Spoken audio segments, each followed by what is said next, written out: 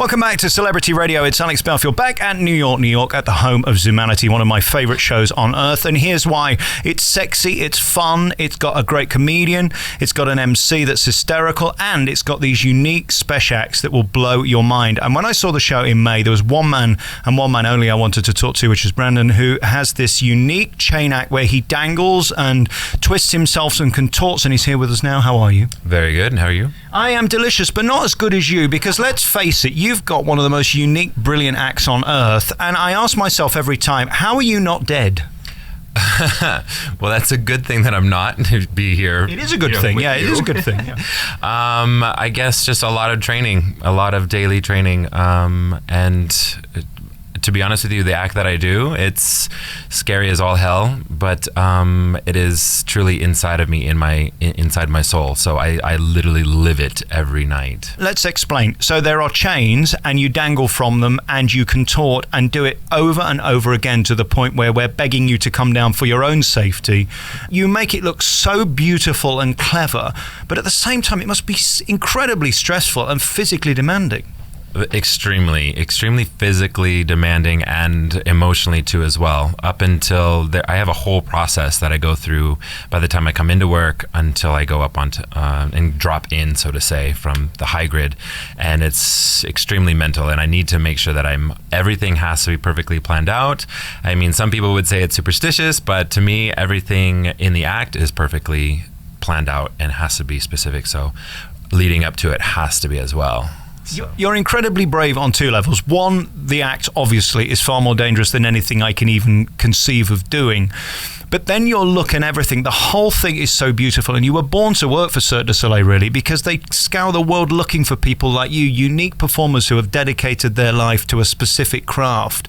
Did this choose you, or I guess you must have chosen it?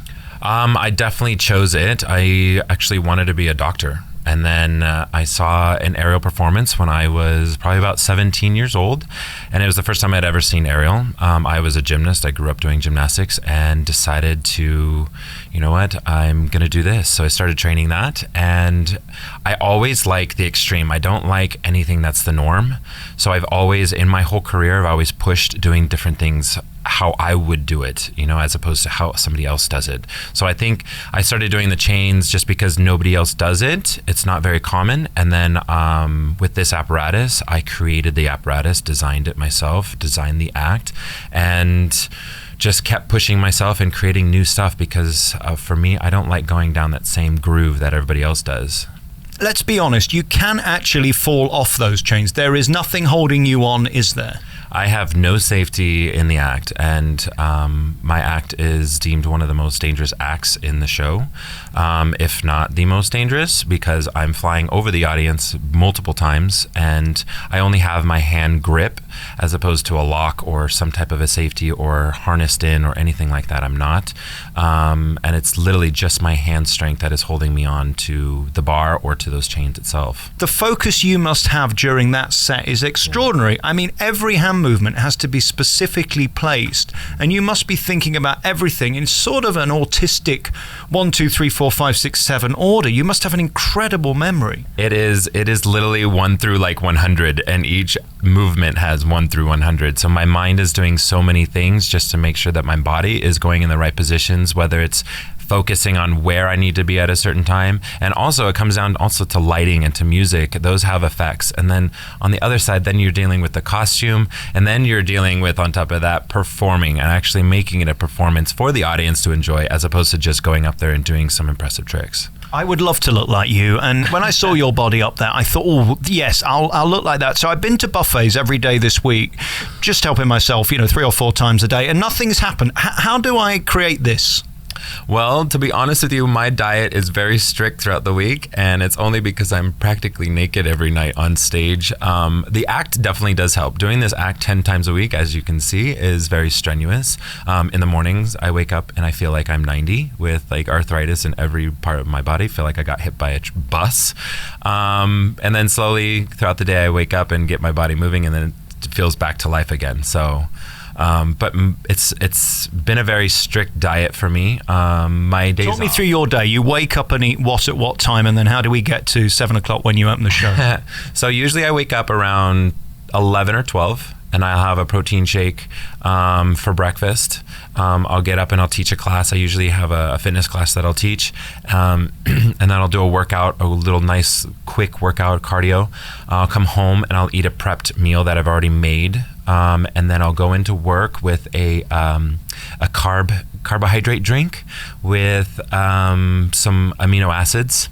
I come in usually right at 4:30, start my hair and makeup at 5 o'clock, and then at 6 o'clock I start stretching and warming up, and that's when I take another amino supplement that I have just to help with the breakdown of the muscle tissues that I do in the show, obviously. And then I don't eat anything until after the second show. I can't have any food in my system from 3:30 in the afternoon till after the show's at 11:30 at night. Just because, as you can see, spinning and upside down and flying around with an extra 2 pounds of liquid or food in my stomach isn't going to help, especially going upside down. I've been very lucky to interview the stars of Cirque Du Soleil across the strip, from Car to O to all of the shows. Love here many, many times. And I'm constantly amazed by the discipline you have. The 90 minutes you spend on stage twice a day is nothing compared to what you do off. It's a lifestyle, isn't it? This is not a job. This is your life. It truly is a lifestyle because, and you know, if you go out one night and you decide to have a couple of drinks, you feel it the next day, and you know that it throws off and it pushes back your day. You know, I can't just come in and just sit down and I'm okay because I'm on the ground, but no, I'm 60 feet in the air, flying through the air. So I really have to know what I'm doing at all times to make sure that the next day and even the next couple days are going to be flawless and safe for me in the air. And then when you see that poster with your face and body on it, is there any greater thrill than that? Because, I mean, that's your legacy that will live on forever. It is on the internet. Anybody can find it. It's all over this video we're showing now. It's an extraordinary achievement. I guess this is the dream. It's crazy because, you know, when I was 17 years old, I was like, I want to do Cirque Du Soleil because it was a Cirque artist that was performing. And I was like, I'm going to be in Cirque Du Soleil. So when I turned 23, that's when I joined Zumanity.